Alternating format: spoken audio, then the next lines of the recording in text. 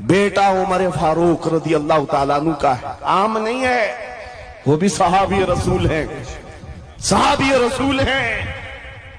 باہر کسی معاملے میں تکرار ہو گئی امام حسین کے ساتھ، وہ حضرت علی کے بیٹے، یہ حضرت عمر کے بیٹے۔ آپ کو ایسا لگتا ہو تو سنو، حضرت عمر تو خلافت پر تھے، حضرت علی نہیں تھے اس وقت۔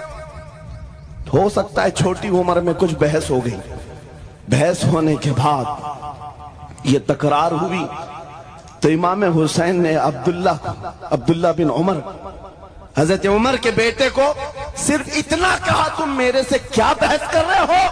تمہارا باپ میرے نانا کا غلام ہے، تمہارا باپ میرے نانا کا غلام ہے۔ حضرت عمر کے بیٹے کو یہ بات لگی کہ کیسے مجھے یہ ٹانٹ، کیسے مجھے یہ تانا۔ دوڑ کر کے آئے حضرت عمر کے پاس، کہا بابا آج علی کے بیٹے حسین نے کیا کہا پتہ؟ کہا کیا کہا بیٹا؟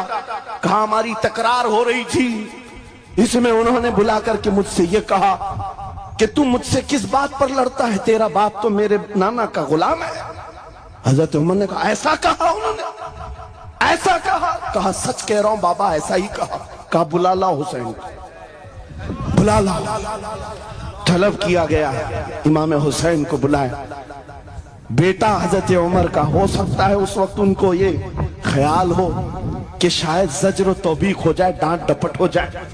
حضرت عمر آتے ہیں، کہتے ہیں اے حسین ابن علی، یہ میرا بیٹا جو کہہ رہا ہے کیا یہ بات سچ ہے؟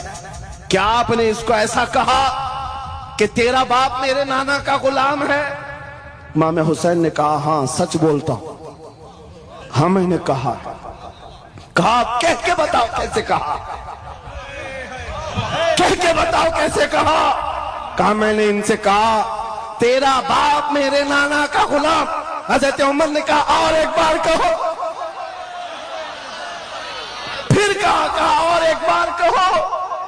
اس کے بعد عمر ابن خطاب کی آنکھوں سے آنسو نکلے۔